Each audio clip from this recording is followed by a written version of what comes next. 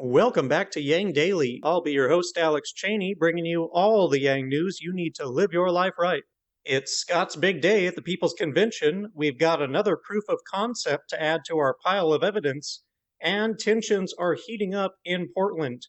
But first, a super warm welcome to our newest patrons, Mario and Peter. Mario's gone above and beyond with a 2-tier activist donation, and Peter has gone way above and beyond, becoming our second Tier 3 enabler. Holy Toledo, you guys are killing it. Thank you so much. You all are making this podcast possible for me and all of our listeners, and you're also supporting independent journalism and the Humanity First movement. That's pretty good bang for your buck. I will do all that I can to make it a worthwhile investment. Also, as I suspected, my pronunciation was off last episode. Our other top-tier patron is Shay, not Shia. Thank you for the correction. Shay also financially supports a number of other news sources. I majorly respect that. I know Ira shared on the newest poll that he once felt weird about donating for a free service, but he got over it. I went through something similar, but mine was actually with Skyrim mods some years ago. If you're not an avid gamer, you might not know that the game Skyrim has a gigantic community of people making free modifications to add and adjust content and functioning of the game, creating enormous value add. The mods are available on a website which also allows donating to the mod creators, who sometimes sink thousands of hours of free time into making these mods. It's actually one great example of the kind of work that we'd see more of in a world with UBI. But since they don't have it, most of the modders eventually have to either stop or join a corporate team where their work is behind a paywall and restricted in many ways. They have to support themselves somehow, of course, and there is a large toxic part of the community who have become so entitled that they shame the best creators for going corporate, despite the fact that they were only forced into it because none of their users donated to allow them to keep creating without constraints. That was when I decided to donate to free creators whose work I used. It's the best way to enable those creators to keep making what you value. I am very glad to see that our community is better than that one. Much love. We've got 15 patrons now pulling for all of us, gang, and we're making good progress on our goal, but they can't do it alone. Help them out. Also, don't forget to let me know what's keeping you from joining the team on the poll at the patron website if you aren't yet a patron. New patrons, let me know what content you'd value as perks. And Peter, send me any question you might want answered and whether you want it shared. Thank you again. Now on to the news.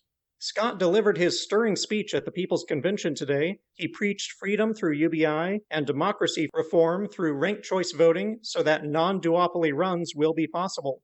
There were also a ton of other guests, including Marianne Williamson, who also had a great speech about why we need to get away from the duopoly, but why she is still voting Biden in this election. You can view it on Voice's live stream of the entire event on the Mindful Podcast at the 2-hour, 54-minute mark.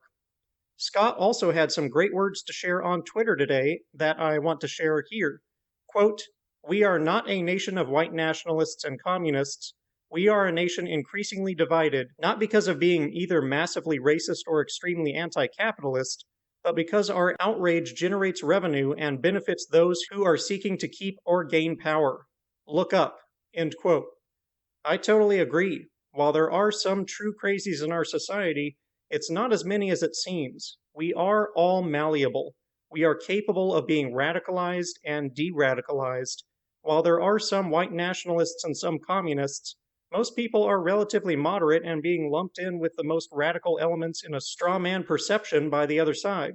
We're all being neatly boxed up and defined by one word: Democrat, Republican, liberal, conservative, libertarian, blah, blah, blah. The reality is every person is an individual with their own individual ideology, which is constantly shifting. The vast majority of us are trying to do the right thing, we just disagree on what it is. And we no longer have a common basis for trusted facts to base our arguments on, so civil discourse has eroded, and we're all just building rage and distorted perceptions of the other side in our echo chambers, living in totally different narratives. Misinformation is thriving and shaping worldviews, and it comes from journalism chasing money, chasing views, instead of chasing balance and the truth. Social media platforms have only fed on the division and faith-based news. Partisanry has fed on it as well. The failings of our government to provide a better quality of life has fueled it. We must address them all.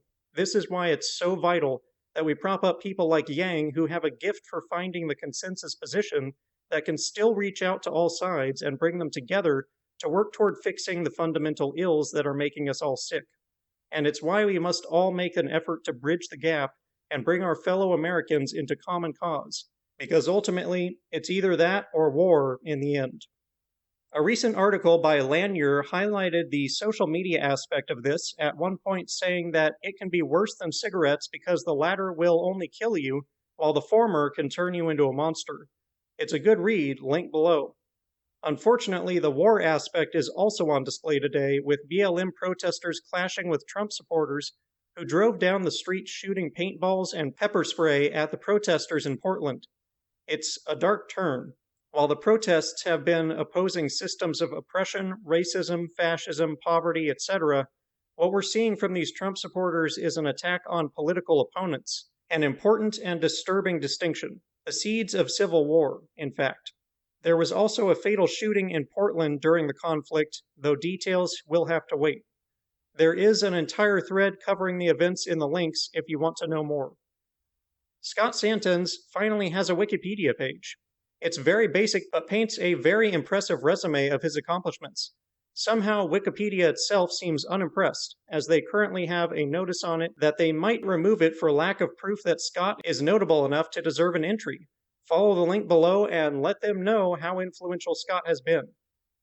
We have a new study in 4-day work weeks. Software company Volt decided to drop Friday from the work schedule. They surveyed their 24 employees afterward and found everyone had increased job satisfaction and work-life balance, and no one reported any significant loss in weekly productivity. They will be keeping it permanently and are very pleased that they made the change. Stick it in the bookmarks and share it around. There's no reason most businesses shouldn't be trying this. I don't want to lend too much weight to this next part, but Yang had an argument with a Republican guest on CNN about the violence around the protests that I wanted to share some quick thoughts on. It was initially about the RNC's framing on the protests, basically ignoring the underlying issues, ignoring the peaceful protesters, ignoring the violence from the counter-protest gangs, and focusing solely on rioters, and somehow also convincing people that everything happening under Trump is Biden's fault.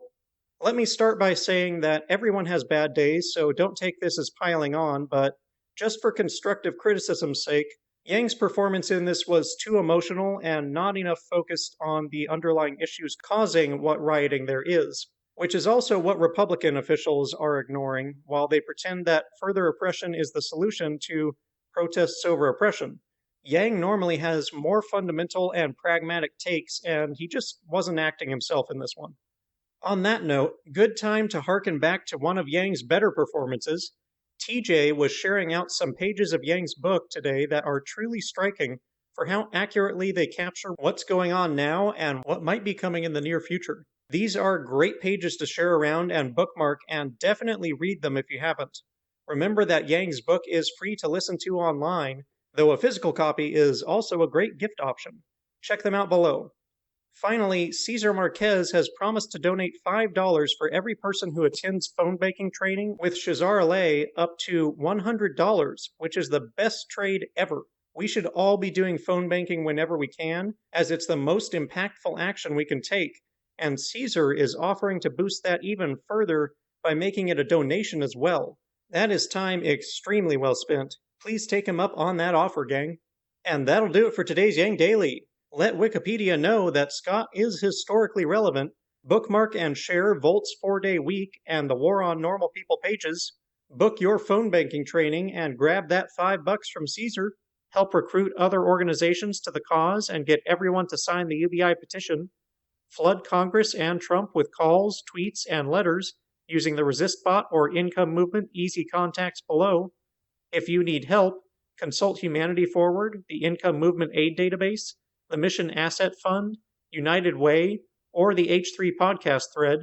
And don't forget to Yang Daily.